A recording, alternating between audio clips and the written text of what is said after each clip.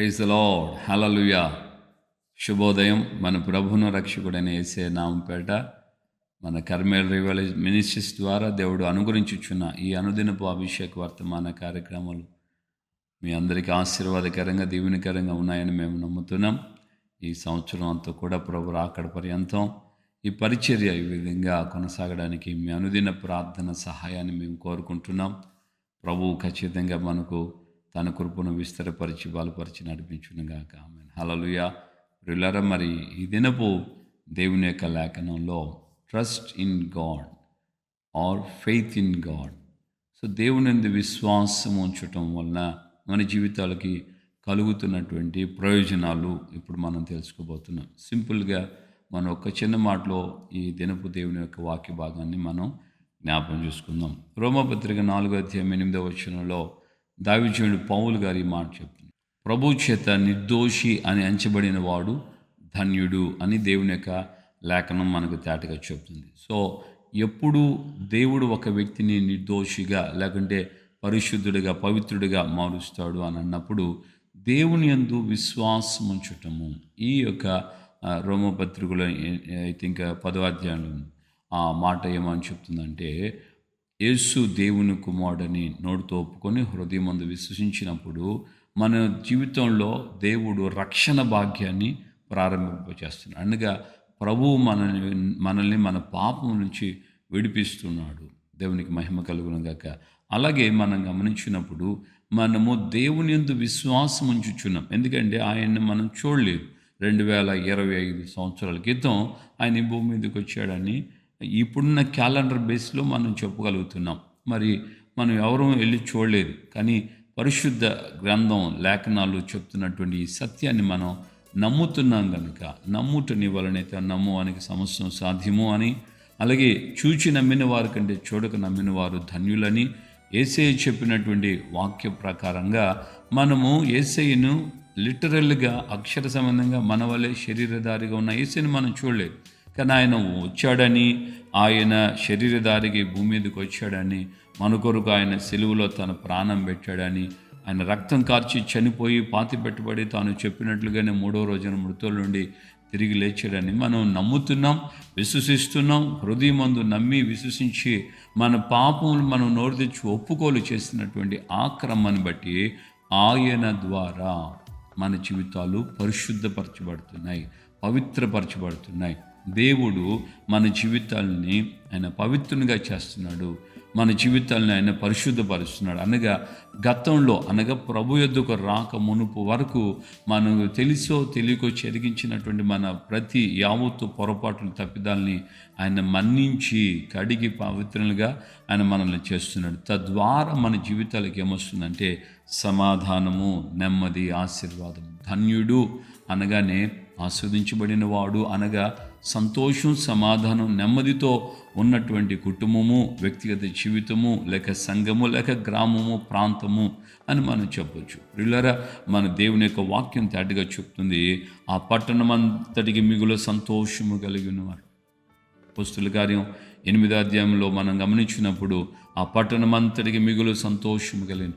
ఎందుకు పట్టణం అంతా మిగులు సంతోషమైందనంటే అక్కడ ఏదో డ్యాన్స్ ప్రోగ్రాంలు పెట్టినందువలన కాదు, అక్కడ ఏదో లాటరీ టికెట్లు అమ్ముతున్నందువలన కాదు, అక్కడ ఏదో ఇక వేరే సమాజానికి ఇక కీడులో లేకుంటే తుచ్చమైనటువంటి అభిలాషులతో నింపబడే ఆనంద సంతోషాలు కలిగి ఉన్నటువంటి సందర్భం కాదు. అక్కడ కలిగినటువంటి ఆ ఆనందాన్ని గురించి మనం గమనించినప్పుడు ఆ గ్రామానికి, సమరయల పట్టణానికి దావీదుడైనటువంటి ఫిలిప్పు వెళ్ళాడు. ఆయన క్రీస్తును గూర్చినటువంటి బోధ ప్రకటించాడు. విన్న ప్రజలలో దేవుని యందు విశ్వాసము, దైవభక్తి కలిగింది. అనేకమైన అద్భుతాలు, ఆశ్చర్యమైన కార్యాలు అక్కడ జరిగాయి. అనేకులు క్రీస్తునందు విశ్వసించారు. వారిలో ఉన్నటువంటి దుష్టశక్తుల ప్రభావాలు వారిని విడిచిపెట్టాయి. అందువలన ఆ పట్టణమంతా మిగుల సంతోషము కలిగింది. హల్లెలూయా.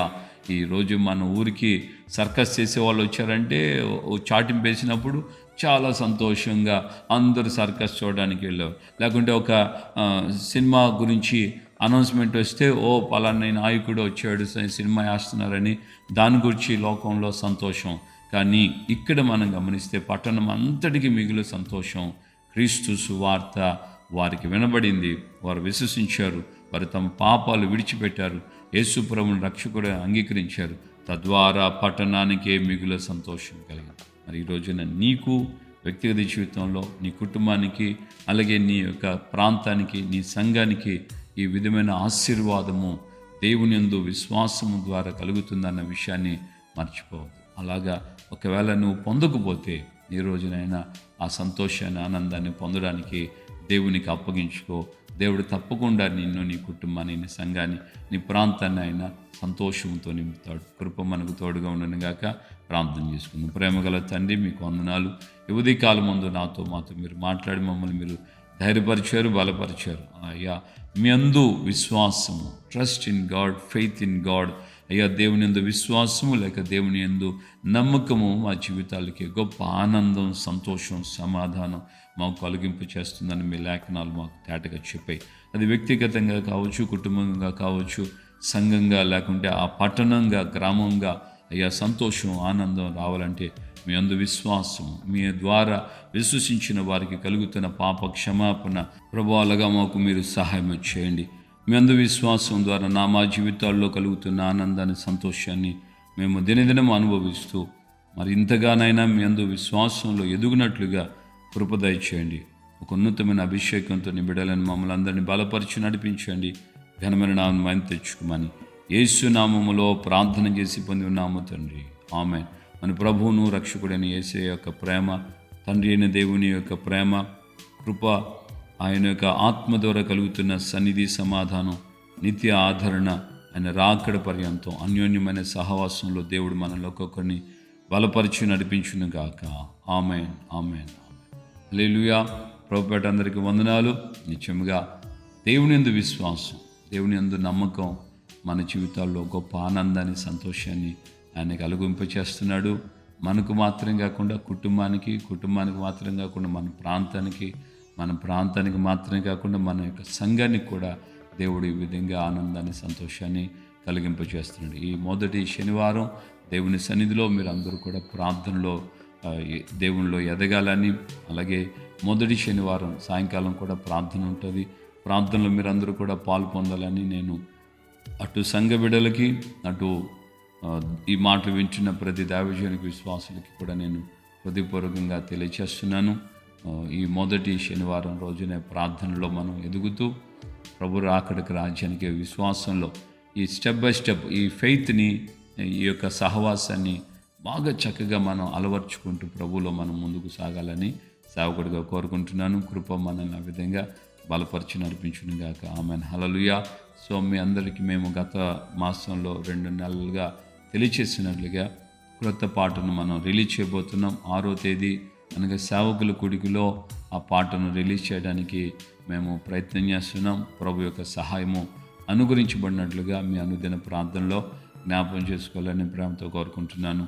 దేవునికి మహిమ కలుగును గాక. 6వ తేదీ మంగళవారం సేవకుల కూడిక జరుగుతుంది. ఆ సేవకుల కూడికలో ఈ న్యూ సాంగ్ని మనం రిలీజ్ చేయాలని ఆశపడుతున్నాం.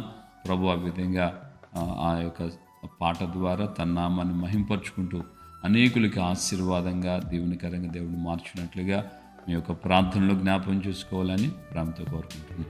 కృప మనకు తోడుగా ఉందని.